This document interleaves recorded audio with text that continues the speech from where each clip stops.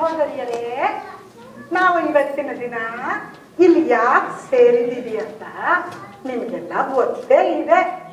ಆದರೂ ಇನ್ನೊಮ್ಮೆ ಹೇಳ್ಬಿಡ್ತೀನಿ. ಅನಾದಿ ಕಾಲದಿಂದಲೂ ಪುರುಷ ಪ್ರಧಾನ ನಮ್ಮೆಲ್ಲ ಮಹಿಳೆಯರಿಗೆ ಬಹಳಷ್ಟು ಅನ್ಯಾಯ ಅವಮಾನಗಳು ಮಾಡಿವೆ. ಹಿರಣ್ಯಾಕ್ಷ ಭೂದೇವಿನೇ ಎತ್ಕೊಂಡು ಹೋಗದ. ಹಿರಣ್ಯಕಶಿಪು ಕೈಯಾದು ತಾಯಿನ ಕರು ಮುಗಿಸ್ಬಿಟ್ಟ. ಗಂಡ ಮಾಡಿದ ತಪ್ಪಿಗೆ ಬಲಿಯ ಹೆಂಡತಿ ತಾನೂ ಪಾತಾಳ ಸೇರ್ಬೇಕಾಯ್ತು.